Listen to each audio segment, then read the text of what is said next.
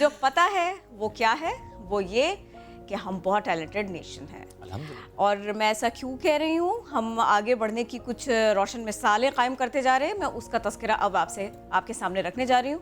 ایک شخصیت کے بارے میں آپ کو بتا رہی ہوں. اب میں کراچی سے آپ کا تعلق ہے. منیبہ گل کرمنالوجی میں ایم فل کیا اور اس سلسلے میں آپ بنی ہیں پہلی پاکستانی خاتون. سما کو آپ نے خصوصی انٹرویو دیا. منیبہ گل نے جرائم کی دنیا میں مؤثر قانون سازی نہ کرنے کا شکوہ کیا. انہوں نے کہا ان کا آبزرویشن یہ ہے کہ قانون سازی مؤثر نہیں ہو رہی، امپلیمنٹیشن نہیں ہو پا رہا، یہ سارے کے سارے مسائل ہیں.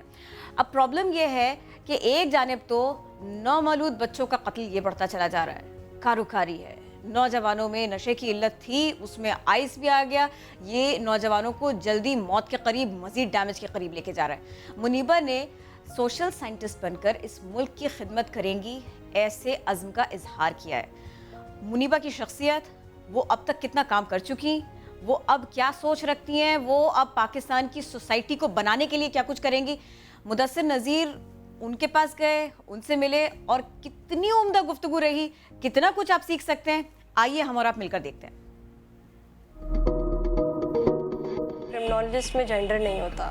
کرمنالوجسٹ مرد اور عورت کی تقسیم سے بالاتر ہے.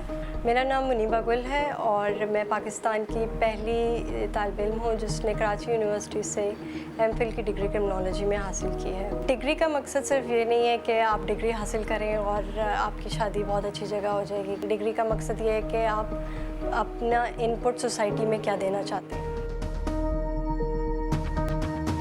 انویسٹیگیٹر جب ایک کرائم سین پہ پہنچتا ہے اس وقت ایک کرمنل کی طرح اسے سوچنا چاہیے. کچھ کرائم ایسے ہوتے ہیں جنہیں ہم سوشل نارمز میں شامل کرتے ہیں. مثال کے طور پر آپ یہ دیکھیں کہ اگر کوئی ایک لڑکا لڑکی بھاگ کے شادی کر لیتے ہیں، جبکہ لاء کے اندر پروویژن ہے کہ لڑکی اپنی پسند سے شادی کرتی ہے لیکن غیرت کے نام پہ مار دی جاتی ہے، تو یہ کرائم ہے. لیکن اس وقت تفتیشی افسر کو بھی یہ لگتا ہے اور وہ یہاں بائسنس شو کرتا ہے کہ جی لڑکی کا کردار جو تھا وہی خراب تھا اور اس لیے وہ لڑکے اس کے ساتھ بھاگی.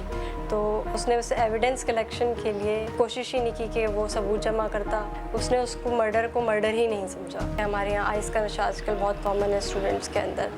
تو اگر میں یونیورسٹی میں اس طرح کا کوئی گروپ دیکھتی ہوں تو میں اس کو جوائن کر سکتی ہوں تاکہ مجھے یہ پتہ چل سکے کہ آئس کی سپلائی کہاں سے ہو رہی ہے، اس کی ڈیمانڈ کہاں پہ، کس طرح سے جو ہے وہ اسٹوڈنٹس کو آئس کے نشے پہ لگایا جا رہا ہے. اور اس طرح کی کئی چیزیں ہیں جو میں نے جرم کو سمجھنے کے لیے ان لوگوں کے ساتھ بیٹھی ہوں، انہوں نے سمجھایا، ان سے انٹرویو کیا، ان سے بات کی ہے کہ کس طریقے سے انہوں نے وہ کرائم کمٹ کیا. کیا کوئی ایسا جرم ہے جس پہ قانون لاگو نہیں ہوتا؟